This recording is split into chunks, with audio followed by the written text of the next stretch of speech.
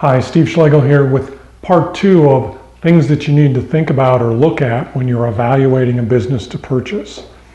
And in this segment, we're taking a look at more marketing issues. And the first one, of course, is value proposition. What makes the product or service that the business you're looking at to be so good that you're going to be attracting customers away from their competitor? Everybody has competitors. Everybody has competitors. And so when you take over that business, don't just buy the business because it seems to have a good financial track record, but understand truly what the value proposition is. Why do people buy from this particular business? You may be able to change that value proposition a little bit as you go forward to make your business grow faster and be even more profitable. But if you don't understand what that value proposition is and you take over that business, you run a big risk of not continuing to communicate that or even harming the value proposition of the business, driving the business down right after you purchased it, which obviously isn't a good answer. So understand the value proposition, what makes that business unique, and think about the number of customers.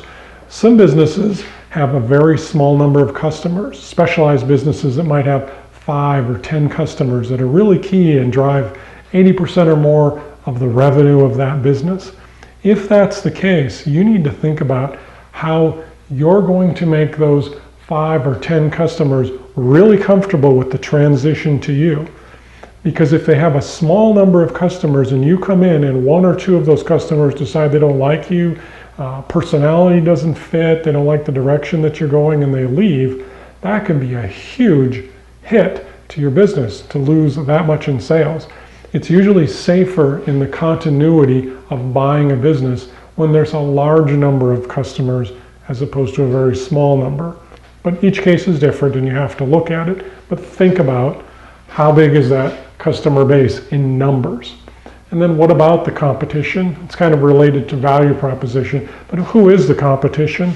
And if you're not sure, you need to sit down with the current business owner and walk through with them where their competition is coming from so that you can think about how can I effectively compete against these people, because they're the ones who are trying to put you out of business instead of you putting them out of business because you do such a wonderful job of meeting customer expectations that everybody wants to deal with you, hopefully.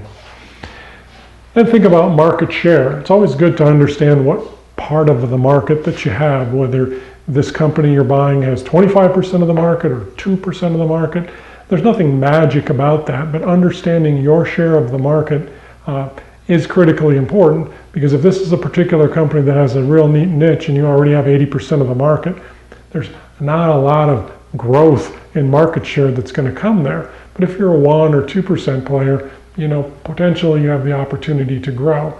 And part of that, again, related to the competition, if your competition is really well-funded organizations that have a nice financial structure, they have the ability to play hardball with you in that competition, that's going to be more difficult to deal with. Kind of the ideal situation is when your competition's a little bit disorganized, not efficient or effective in what they do, and the market is poorly served. Now, when you come along, even if you're buying a company that has 5% of the market share, and you can come in and make their experience so much better, meet their expectations in a way that they've never been met before, you can take that disorderly marketplace that's out there and really bring something to the table that makes people flock to you rather than dealing with that bunch of disorganized competitors. And that can be a wonderful opportunity, and we look for that sometimes as entrepreneurs as a way to turn around a business, really make it profitable, and then be able to sell it for quite a profit down the road. Then think about industry trends. Where is the industry going? Is this industry being subjected to more regulation and more government restrictions? Think about whether the industry as a whole is growing or whether it's sinking.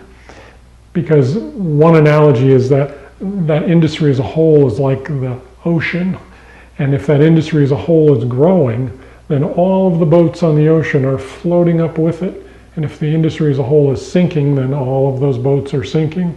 You don't want your boat to be sinking. So if you're getting involved in a business where the industry is on the decline, that's many times a clue to not get involved with that particular business.